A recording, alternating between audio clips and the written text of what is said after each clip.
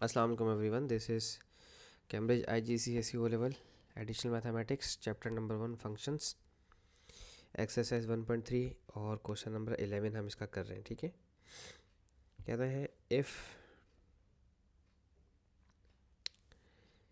f(x) is equals to x plus 4 का whole square plus 3 for x is greater than 0 और gx की भी equation ये है greater than 0, solve the equation f of gx is equals to 39। तो सबसे पहले फंक्शन निकालें, क्योंकि फंक्शन में g का फंक्शन इनपुट करना है। f of x is equals to x plus 4 का होल स्क्वायर प्लस 3। ठीक है, अब फंक्शन के डोमेन में g का फंक्शन इनपुट करना है, तो यहाँ पर ये हो जाएगा f ऑफ gx इस तरह से। यहाँ भी जहाँ जहाँ x होगा वहाँ वहाँ पर हम gx रख देंगे प्लस 4 और बाकी सब कुछ ऐसे ही छोड़ देंगे। ठीक है, प्लस 3, ये तो f ऑफ gx हो जाएगा। ठीक है, इज इक्वल्स टू, अब यहाँ gx का फंक्शन रख दें 10/x, लेफ्ट हैंड साइड पे नहीं रखते, सिर्फ राइट हैंड साइड पे रखते हैं। ठीक है, प्लस 4 इसका स्क्वायर प्लस 3। ठीक है, अब देखें क्वेश्चन में उन्होंने खुद लिखा हुआ था f ऑफ gx का आंसर 39 है, तो यहाँ इसकी जगह 39 रखें आप। 39 रखा और जो ये प्लस का 3 यहाँ आकर माइनस का 3 हो जाएगा। बाकी ये इक्वेशन ऐसी रहेगी 10/x प्लस 4 का होल स्क्वायर। 39 में से 3 माइनस करें 36 is equals to 10/x plus whole square. और आपको पता है कि अगर आप इसका स्क्वायर रूट लेंगे स्क्वायर हटाने के लिए, तो ये 36 का रूट है 6 और यहाँ पर है 10/x प्लस 4। ये 4 प्लस का वहाँ जाकर माइनस करेगा तो 6 माइनस 4 2 हो जाएगा। 10/x तो 2 1 ज़ा 2, 2 5 ज़ा 10 और x यहाँ के 1 से मल्टीप्लाई होगा तो ये x हो जाएगा, तो x इज इक्वल्स टू 5। ठीक है जी, छोटा सा क्वेश्चन था, 1-1.5 मिनट में हो गया। अब हम इसका नेक्स्ट क्वेश्चन देखते हैं। नेक्स्ट क्वेश्चन 11 है शायद।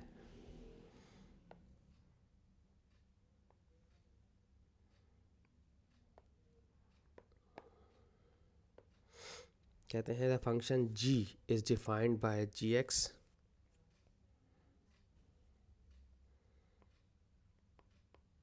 g of x is equals to x square minus 1 and function h is defined by 2x minus 7। 2x पे आई गेस स्क्वायर है, नहीं, 2x minus 7। Solve g of hx is equals to 0।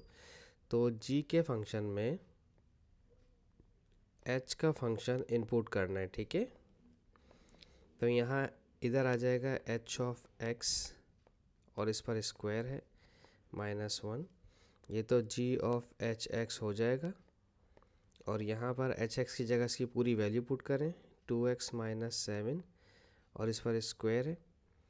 ठीक है, -1 ऐसे ही रहेगा। यहाँ पर इन्होंने कहा है कि g ऑफ hx 0 है, तो यहाँ आप लेफ्ट हैंड साइड पर 0 प्लेस कर दें। 2x minus 7 का होल स्क्वायर -1 राइट से लेफ़्ट पर जाएगा तो पॉजिटिव 1 हो जाएगा। 2x minus 7 का होल स्क्वायर, स्क्वायर हटाने के लिए आपको यकीनन रूट लेना पड़ेगा ऑन बोथ साइड्स, तो ये हो जाएगा 1।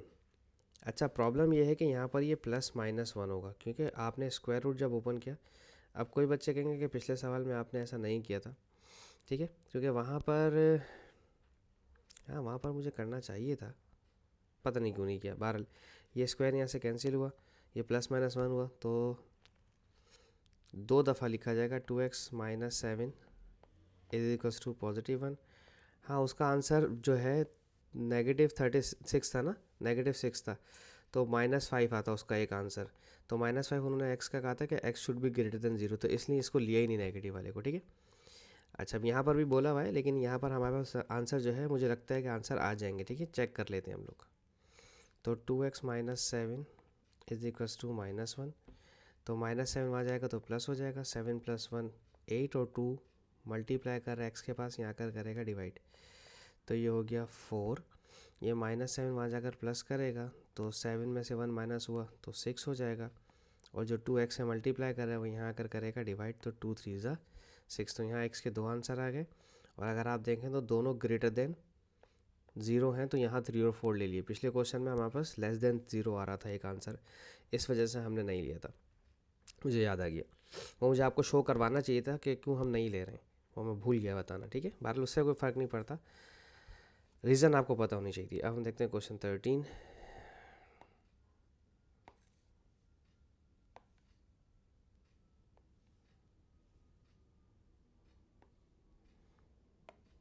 The function f is defined by fx is equals to x cube and the function g cube है, and the function g is defined by gx is equals to x minus 1।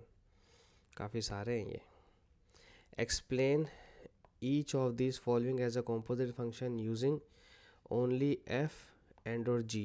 Okay, ये थोड़ा सा technical है। देखो यहाँ पर ये दिया हुआ है एक्स माइनस वन का whole cube, x minus one तो ये है, और इस पर होल क्यूब, इसका मतलब ये हुआ कि अगर ये एक्स माइनस वन पर क्यूब आ रहा है, देखो एक्स माइनस वन पर क्यूब आ रहा है, तो इसका मतलब क्या हो रहा है कि यहाँ पर ये क्यूब की फंक्शन जो है वो जी एक्स के ऊपर आ रही है।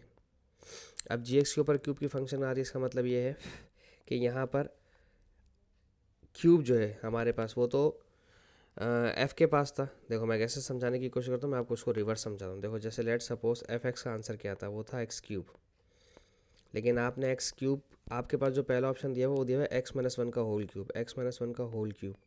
तो इसका मतलब ये हुआ कि यहाँ पर ये एफ ऑफ जी आया था, तो पहले वाले को आप लिखेंगे एफ ऑफ जी। ठीक है, दूसरे वाले में अगर आप गौर करें तो उन्होंने लिखा हुआ है सेकंड पार्ट में लिखा हुआ है x cube minus one. X cube minus one का मतलब क्या है कि यहाँ पर क्यूब आया हुआ है, तो सिर्फ यहाँ पर क्यूब आने का मतलब ये है कि जी के फंक्शन में एफ़ का फंक्शन इनपुट हुआ है, तो आप यहाँ लिखेंगे जी ऑफ एफ। ठीक है, अब है x minus two. X minus two के अंदर, हाँ मेरे ख्याल से एक्स माइनस टू कब आएगा, जब आप देखो एक्स यहाँ पर लिखा हुआ है जी एक्स का फंक्शन एक्स माइनस वन। अब यहाँ जी के अंदर आप एक और जी का फंक्शन अगर इनपुट करते हो, ठीक है, चेक करना है, वैसे तो अंदाज़ा हो भी जाता है। एक्स के अंदर एक्स माइनस वन में इनपुट किया, यहाँ पर माइनस वन, ये एक्स माइनस वन होकर माइनस टू हो जाएगा। तो देखो वो आंसर मैच हो गया, तो इसका मतलब ये है कि जी ऑफ जी का फंक्शन है। पेपर में हमें नहीं पता होगा कि कौन सा फंक्शन दिया हुआ है, ठीक है वहाँ पर ये खुद से आइडेंटिफाई करना होगा। ठीक है, अब देखें ये है एक्स नाइन कब होगा, जब एक्स क्यूब का क्यूब होगा। तो एक्स क्यूब का क्यूब कब होगा कि जब यहाँ एफ एक्स के ऊपर क्यूब आया हुआ है। तो एफ एक्स के ऊपर क्यूब आया हुआ है का मतलब ये है कि एफ ऑफ एफ का फंक्शन है। अब इसको या तो आप एफ ऑफ एफ का फंक्शन लिख दें, या फिर आप इसको एफ स्क्वायर एक्स का फंक्शन लिख दें। दोनों कंडीशन में आपका आंसर एक्सेप्ट होगा और सेम माना जाएगा। ठीक है जी, अच्छा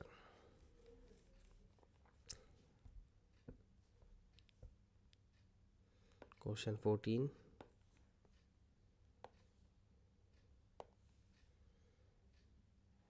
में कह रहे हैं f x is equals to this equation, g x is equals to this equation, find that domain of f of g x. हमें डोमेन मालूम करना है एफ ऑफ जी एक्स का। तो पहले एक काम करते हैं कि एफ का जो फंक्शन है वो है x upon x plus two. ठीक है, इसमें एफ़ के अंदर डोमेन में जी एक्स का फंक्शन इनपुट कर दें। तो जहाँ जहाँ एक्स लिखा है वहाँ वहाँ जी एक्स लिख दें पहले तो, क्योंकि रूल तो यही है ना कि जो डोमेन में लिखा जाता है वही इमेज में इक्वेशन में भी लिखा जाता है। ठीक है, जी एक्स की जो इक्वेशन है वो है 3 अपॉन एक्स, और यहाँ पर भी 3 अपॉन एक्स प्लस टू। ठीक है, तो इसको सॉल्व कर लें। ये ऊपर आ गया 3 अपॉन एक्स और इधर आ गया नीचे, इसका एलसीएम ले लें, 2 को एक्स से मल्टीप्लाई करवा दें, 2x हो जाएगा। तो 3 प्लस 2x अपॉन एक्स, ये वाला एक्स इस एक्स से कट जाएगा, 3 अपॉन 3 प्लस 2x। ठीक है, ये आ गया है हमारे पास एफ ऑफ जी एक्स का फंक्शन। अब उन्होंने पूछा था कि डोमेन क्या होना चाहिए। देखो डोमेन के लिए क्या करो कि डिनोमिनेटर को ज़ीरो लो, जो आपका डिनोमिनेटर आया है फ्रैक्शन में उसे पिक करो, वो आ रहा है 3 + 2x = 0। तो अभी क्या करो कि 3 जो प्लस का है वो वहाँ भेज के 0 के पास माइनस कर दो, तो 0 - 3 हो जाएगा। ओनली 2 मल्टीप्लाई कर रहे हैं, वहाँ जाकर डिवाइड कर देगा, -3/2। ये आपका x का आंसर आ गया। तो आप लिखोगे domain of f of gx is not equal to -3/2। इस और x is not equal to 0 भी नहीं होना चाहिए, ठीक है, ये तो होना ही नहीं चाहिए, ठीक है।